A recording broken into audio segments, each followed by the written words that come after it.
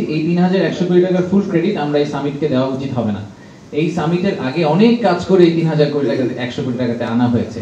পৃথিবীর কোনো মানুষ, কোনো ইনভেস্টার কোনোদিন একটা সামিটে এসে আবেগপ্রবণ হয়ে হঠাৎ করে ১০০ কোটি টাকার একটা চেক লিখে ফেলে না। যারা এই ইন্ডাস্ট্রিতে কাজ করেন তারা এই জিনিসটা খুব ভালো করে জানেন। তো যারা সামিটের সাফল্যকে কত টাকা ওই সামিটের 4 দিন ইনভেস্টমেন্ট হলো এটার উপর বেস করে ক্যালকুলেট করতে চান, তাদেরকে আমার এটা just personal note of advice যে এইটার উপর বেস করে আসলে সামিটের সাফল্যটা আপনারা প্লিজ ক্যালকুলেট করবেন না।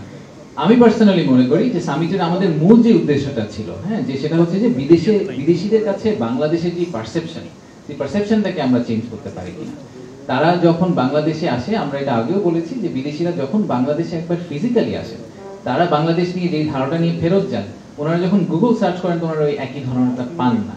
ওনারা যে ধারণাটা নিয়ে এখন ফেরত যাবেন, ওনারা ফেরত যাওয়ার পরে যখন ওনারা ওনাদের বন্ধু বান্ধব ওনাদের কলিগদেরকে বলবেন যে না আমি বাংলাদেশে 4 দিন ঘুরে আসলাম, আমি দেখলাম যে আসলে বাংলাদেশ নিয়ে আমরা গুগল সার্চ করে যা দেখছি সেটা আসলে ট্রু না।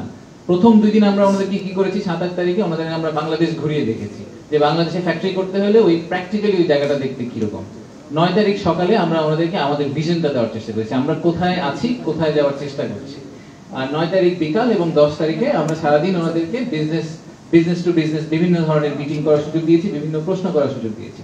সো এই ফুল ওভারঅল 360 ভিউ যেটা আমরা দেওয়ার চেষ্টা করেছি, সেটা থেকে আমাদের এখন পর্যন্ত যে ফিডব্যাক বিদেশিদের কাছ থেকে সেটা হচ্ছে যে ওনারা খুবই খুশি হয়েছেন যে আমরা ওনাদেরকে এরকম একটা অপরচুনিটি দিয়েছি এবং সেখান থেকে ওনারা ডেফিনেটলি অনেক ইনফরমেশন নিয়ে ফেরত গেলেন। ওনারা আমাদের যেটা মেইন উদ্দেশ্য যে বাংলাদেশ যাতে খাবার মেনু থেকে প্রথমেই বাদ করে না দেয়, যদি মেনু থেকে আমরা বাদ করে না যাই তাহলে অর্ডার করা তো অনেক পরের কথা।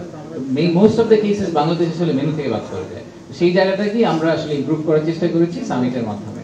আর দ্বিতীয়ত হচ্ছে যে আমি আরেকটা কথা ডেফিনেটলি বলতে চাই, সেটা হচ্ছে যে আমার প্রেজেন্টেশন নিয়ে অনেক কথাবার্তা হয়েছে, অনেককে ধন্যবাদ সোশ্যাল মিডিয়াতে যারা প্রশংসা করেছেন, আমাকে ধন্যবাদ জানিয়েছেন। আমি জেনুইনলি মনে করি এটা আমার চাকরির অংশ, দিস ইজ মাই জব। আমার কাজই হচ্ছে বাংলাদেশকে নিয়ে বাংলাদেশকে প্রেজেন্ট করা, বাংলাদেশকে সেল করার চেষ্টা করা বিদেশি বিনিয়োগকারীদের কাছে। তো সেল করার চেষ্টা করাটার জন্য এটা আলাদা প্রশংসা করার কিছু নাই, যে বিরাট চেয়ারম্যান হবেন ভবিষ্যতে ওনাদের এক্স্যাক্টলি এই এক্সিকিউশনটাই করতে হবে, এটাই ওনার কাজ।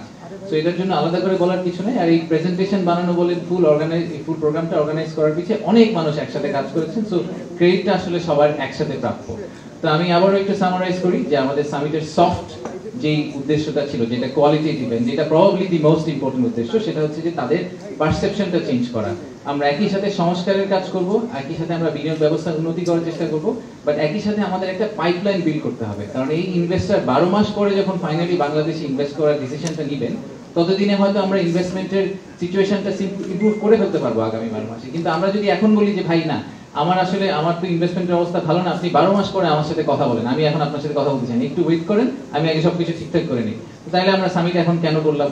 এই কোয়েশ্চেনটা যদি আপনারা ক্ল্যারিটি চান, সেই ক্ল্যারিটি আমি আপনাদেরকে দেওয়ার চেষ্টা করছি যে পাইপলাইন বিল্ডিং এবং reform they have to go hand in hand, পাশাপাশি প্যারালালি যেতে হবে, যাতে by the time reform is finish the pipeline is big enough.